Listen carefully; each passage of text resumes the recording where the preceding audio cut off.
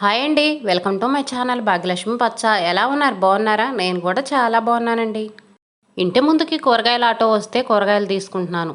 Curfew పెట్టారండి. అసలు ఏ షాపులు తీయట్లేదు, ఏమీ దొరకట్లేదు. అమ్మో, కూరగాయలు కూడా చాలా రేట్లు ఉన్నాయండి. కేజీ 50 రూపాయలంట. ఏ కూరగాయలైనా 50 రూపాయలండి. ఒక్క టమాటానే 40 రూపాయలు. టమాటాలు మాత్రం ఫ్రెష్గా చాలా బాగున్నాయండి. ఎర్రగా బాగున్నాయి. పచ్చడికైతే బాగుంటాయి టమాటాలు. ఆఖరికి దోసకాయలు, గోడు చిక్కుడుకాయలు కూడా 50 రూపాయలంటండి. దోసకాయలు, గోడు చిక్కుళ్ళు పిల్లలు తినటమే చాలా కష్టం. ఇంక 50 రూపాయలు పెట్టి వాటిని ఎక్కడ తీసుకుంటావులని వాటి మీద చెయ్యి కూడా వేయలేదండి. ఇంకా బెండకాయలు అంటే పిల్లలు ఇష్టంగా తింటారుగా. బెండకాయలు, టమాటాలు, బంగాళదుంప అవైతే తీసుకుంటున్నాను. దొండకాయలు కూడా కేజీ 50 రూపాయలంటండి. ఏ కూరగాయ అయినా 50 రూపాయలేనంట. 50 రూపాయలకి తక్కువ ఏమీ ఇవ్వండి. బీరకాయలు అయితే కేజీ 80 రూపాయలంట. అందుకని తీసుకురాలేదంట. కేజీ 80 రూపాయలు పెట్టి ఎక్కడ తెస్తావులే అని అమ్మే ఆయనే తీసుకురాలేదంట. ఇంకా మనం ఏం కొంటామండి.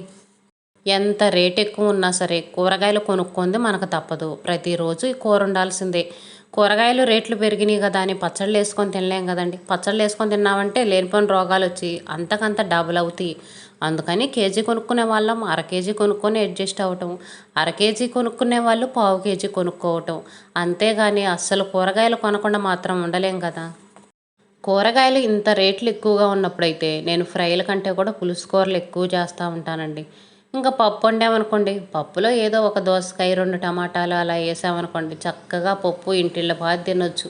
ఇంత రేట్ల మీద కూరగాయలు ఒక వారం రావాలంటే మనకి 300, 400 అవుతాయండి. ఇంత రేట్ల మీద మనం కొనాలంటే మాత్రం ఖచ్చితంగా 200, 300కి తక్కువ అవ్వవు. నేనైతే 100 రూపాయలకే తీసుకున్నానండి. అర కేజీ టమాటాలు తీసుకున్నాను, అర కేజీ బెండకాయలు తీసుకున్నాను, 2 ములక్కాయలు తీసుకున్నాను, అర కేజీ బంగాళదుంపలు తీసుకున్నాను, పావు కేజీ ఏమో వంకాయలు తీసుకున్నాను. ఇవి తీసుకోగా ఒక 10 రూపాయలు ఉన్నాయి. ఆ 10 రూపాయలకి పచ్చిమిర్చి తీసుకున్నాను. పచ్చిమిర్చి కూడా చాలా బాగున్నాయండి. తెల్లటి పచ్చిమిర్చి వచ్చినాయి. చాలా బాగున్నాయి. పావు కేజీ 30 రూపాయలంట. ఇంకా అందుకని నేను 10 రూపాయలకి తీసుకున్నాను. చట్నీలోకి రోజుకు 2 వేసుకోవచ్చులే అని. ఇట్లా రేట్లు ఎక్కువ ఉన్నప్పుడైతే ఎండుమిరపకాయలు వేస్తానండి. ఇంట్లో ఎండుమిరపకాయలు ఉంటాయి కదా. ఒక్కోసారి పచ్చిమిరకాయలు లేనప్పుడు ఇప్పుడేం తెప్పిస్తావులే ఇంత రేట్లు పెట్టని ఎండుమిరకాయలు వేసి చట్నీ చేస్తాను. పిల్లలకి ఈవినింగ్ స్నాక్స్గా బంగాళదుంప చిప్స్ చేస్తున్నాను. నార్మల్ బంగాళదుంపలేనండి, మనం ఇంట్లో కూర చేస్తాం కదా, ఆ బంగాళదుంపలతోనే చిప్స్ చేస్తున్నాను. ఇలా చిప్స్ కట్ చేస్తే కట్టర్ ఉంది నా కాడ. ఆ కట్టర్ తోటి కట్ చేస్తున్నాను. ఇదిగోండి ఇలా చిప్స్ లాగా కట్ చేసి నీళ్ళలో ఉడకబెడుతున్నాను. డైరెక్ట్గా ఆయిల్లో వేసామనుకోండి, లోపలేమో మెత్తగా ఉంటాయి, చుట్టుపక్కలేమో మాడినట్టుగా అయిపోతాయండి. అందుకని డైరెక్ట్గా ఆయిల్లో వేసుకోకూడదు. వీటిని ఇదిగోండి ఇలా నీళ్ళల్లో ఉడకబెడుతున్నాను నేను. ఒక పొంగు వచ్చేంత వరకు ఉడకనిస్తే చాలు. ఎక్కువసేపు ఉడకాల్సిన అవసరం లేదు. ఒక పొంగు వచ్చిన తర్వాత తీసేసి ఇదిగోండి వడగట్టుకొని ఒక ప్లేట్లో వేసాను. ప్లేట్లో ఆరబెడదామంటే ప్లేట్లో అన్ని నీళ్ళు ఉండేయండి. ఇంకా వాటర్ అనేది పీల్చదు. ప్లేట్ అలాగనే ఉండిపోయిద్ది. అందుకని ఒక క్లాత్ తీసుకొని ఇదిగోండి క్లాత్ మీద ఇలా ఆరబెడుతున్నాను. వడియాల్లాగా ఆరబెడుతున్నాను. క్లాత్ మీద అయితే త్వరగా ఆరిపోతాయి కదండి. తడి కూడా పీల్చేసిద్ది. అందుకని క్లాత్ మీద కొంచెం తడి ఆరిపోయేంత వరకు ఆరబెట్టుకుంటే చాలండి. ఎక్కువసేపు ఆరబెట్టుకోవాల్సిన అవసరం లేదు. ఇవి ఆరిపోయిన తర్వాత ఇదిగోండి డీప్ ఫ్రై చేసుకుంటున్నాను. ఎక్కువ ఆయిల్ తీసుకొని కొన్ని చిప్సే వేసుకోవాలండి. మరిన్ని చిప్స్ వేసుకున్నాం అనుకోండి సరిగ్గా యాగవు. ఇదిగోండి చిప్స్ ఒకటి నేను చూపిస్తున్నాను చూడండి. ఇదిగోండి ఇలా ఎర్రగా వచ్చేంత వరకు వేయించుకోవాలి. నీళ్ళల్లో ఉడకబెట్టడం వల్ల ఒకే కలర్తో చూడండి ఎంత బాగున్నాయో. మనం షాప్లో కొనుక్కున్న చిప్స్ లానే ఉన్నాయి కదా. వీటి మీద ఇదిగోండి లైట్గా ఉప్పు కారం చల్లుతున్నాను. ఇలా నీళ్ళల్లో ఉడకబెట్టుకొని నేను చెప్పిన ప్రాసెస్లో చిప్స్ చేసుకోండి. ఎంత రాని వాళ్ళకైనా సరే పర్ఫెక్ట్గా వస్తాయి. డైరెక్ట్గా ఆయిల్లో వేసి మాత్రం చెయ్యకండి, సరిగ్గా రావు మనకి. నేను కూడా ఈ చిప్స్ చేయటం ఇదే ఫస్ట్ టైం అండి. ఒకసారి డైరెక్ట్గా ఆయిల్లో వేసి చేశాను. అప్పుడైతే పర్ఫెక్ట్గా రాలేదు అసలుకి. ఇంకా అప్పటి నుంచి అసలు చేయటమే మానేశాను. ఇప్పుడు పిల్లలు అడుగుతున్నారని ట్రై చేద్దామని యూట్యూబ్లో చూసి చేశానండి. చేస్తే బాగా పర్ఫెక్ట్గా వచ్చినాయి. పిల్లలకు కూడా బాగా నచ్చినాయి. పిల్లలకి ఈవినింగ్ స్నాక్స్ అయితే మాత్రం ఈరోజు బంగాళదుంప చిప్స్ చేసి ఇచ్చానండి. సాయంత్రం అయితే చాలు ఏదో ఒక స్నాక్స్ చేసేయాల్సిందే. ఇంక ఈ వీడియో ఏమో ఉదయం పూట వీడియో అండి. ఉదయం నిద్ర లేచిన తర్వాత ఇంకా మన పనులు ఉంటాయి కదండి. టిఫిన్లు చేయటాలు, ఇంట్లో పనులు, హడావుడి, ఉరుకులు పరుగులు, ఇంకా రోజువారీ పనులు మనం ఇవే కదా. ముందు పొయ్యి ముట్టిపోయే ముందు పొయ్యి అంతా క్లీన్ చేస్తానండి. తడి క్లాత్తో కాదులే కానీ ఇంకా నైట్ అన్నం తిన్నప్పుడు మెతుకులు కానీ ఏయో ఒకటి ఉంటాయి కదా, అవన్నీ నీట్గా తుడిచి పొయ్యి ముట్టిస్తాను. ఈరోజు టిఫిన్ దోశలండి. ఇంక దోశల్లో కాంబినేషన్‌గా పల్లీ చట్నీ. నేనైతే దోశలుంటే చాలు ఇంక పల్లీ చట్నీ చేయాల్సిందే. ఎప్పుడు నేను పల్లీలు వేయించుకొని ఒక డబ్బాలో పోసుకొని ఉంచుకుంటాను. ఇంక ఏయించిన పల్లీలు అయిపోయినాయి. అందుకని ఇంక ఇప్పుడు చట్నీ చేయాలి గదా! అందుకని వేయించుకుంటున్నాను. ఈ వేగేలోపు ఖాళీగా ఉండటం ఎందుకులని దోసల పిండి కలిపి పెట్టుకుంటున్నానండి. ఉదయం నిద్ర లేచిన వెంటనే ఫ్రిడ్జ్‌లోంచి పిండి గిన్నె తీసి బయట పెడతాను. బయట పెట్టేసి తర్వాత వేరే పనులు చేసుకుంటాను. కూలింగ్ ఉన్నప్పుడే మనం వెంటనే టిఫిన్ చేసామనుకోండి, దోసలు గానీ, ఇడ్లీలు గానీ గట్టిగా వస్తాయి. అందుకని కాసేపు బయట ఉంచుతాను. దోసల పిండి అయిపోవచ్చింది. కొంచెమే ఉంది. మళ్ళీ ఇంక దాన్ని వేరే గిన్నెలోకి తీయటం ఎందుకులే అని ఈ గిన్నెలోనే కలుపుతున్నాను. వేరే గిన్నెలోకి తీసాననుకోండి, ఆ గిన్నె, ఈ గిన్నె 2 గిన్నెలు కడగాల్సొచ్చిద్ది. అందుకని ఇంక ఈ గిన్నెలోనే కలిపేస్తున్నాను. ఉప్పు అయిపోయిందండి. ఉప్పు డబ్బా కడగటానికి టబ్‌లో పడేస్తున్నా. ఇంకా మనం వాడుకునేయి అయిపోతే ఆ డబ్బా అనేది కడగటానికి పడేస్తానండి. ఇంక వాటిని ప్రత్యేకంగా కడగటం ఉండదు. కడిగిన తర్వాత ఉప్పు పోసుకోవటమో, ఏయన్నా పప్పులు పోసుకోవటమో ఇంకా అలా ఉండిద్ది నా పని. ఇంట్లో వాళ్ళకి టిఫిను వాళ్ళెప్పుడు అడిగితే అప్పుడు చేసి పెట్టాలంటే ముందు చట్నీ చేసుకొని, పిండి కలిపి రెడీగా ఉంచుకున్నామనుకోండి, వాళ్ళు ఎప్పుడు టిఫిన్‌కొస్తే అప్పుడు చేయొచ్చు. మనం ఏదో ఒక పని చేసుకుంటా పనుల హడావుడిలో ఉంటాము. ఈ పని చేయడం మర్చిపోతాము. వాళ్ళొస్తారు టిఫిను మాకు లేట్ అవుతుందని గొడవ చేస్తారు.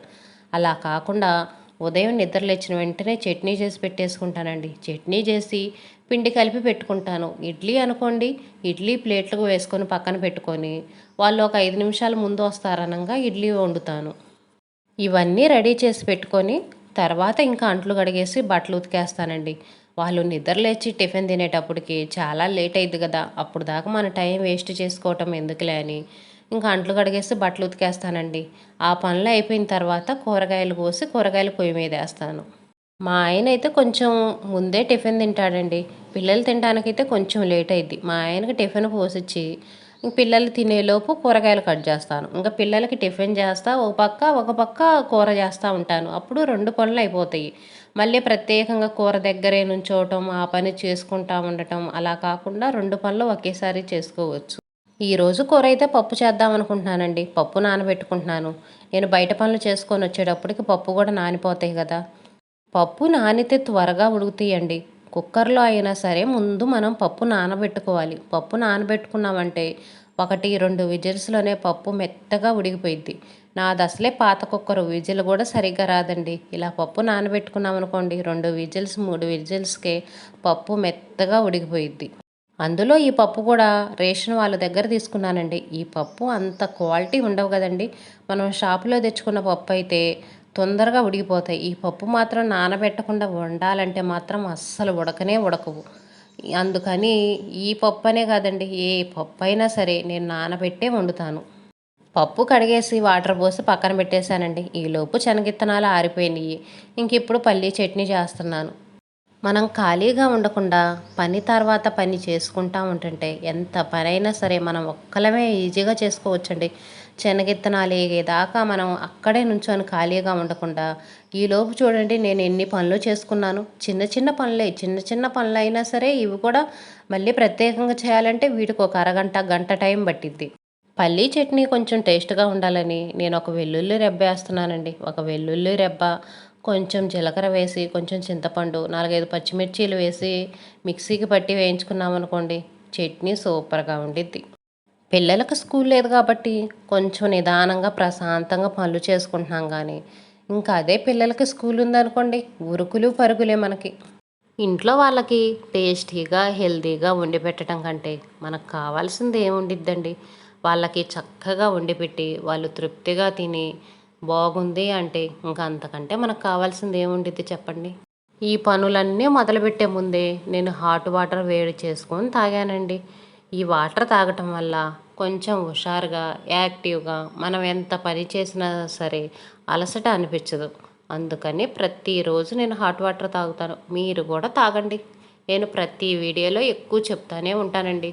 ఆడవాళ్ళు హెల్తీగా ఉంటేనేగా మన ఫ్యామిలీని హెల్తీగా, చక్కగా, సంతోషంగా చూసుకోగలుగుతాము. చట్నీ మిక్సీకి వేసి ఇంక ఇదిగోండి పోపు పెట్టేస్తున్నాను.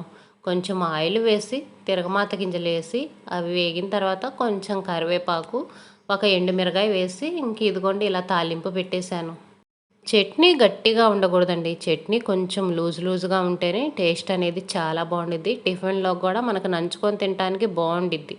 ఇదిగోండి చట్నీ నేను ఈ విధంగా లూజ్‌గా తిరగమాత వేసుకుంటాను. పల్లీ చట్నీ ఇలా వేసుకుంటే సూపర్‌గా ఉండిద్ది. ఇదేనండి ఈరోజు వీడియో. మీకు నచ్చితే లైక్ చేయండి, షేర్ చేయండి, సబ్స్క్రైబ్ చేసుకోండి.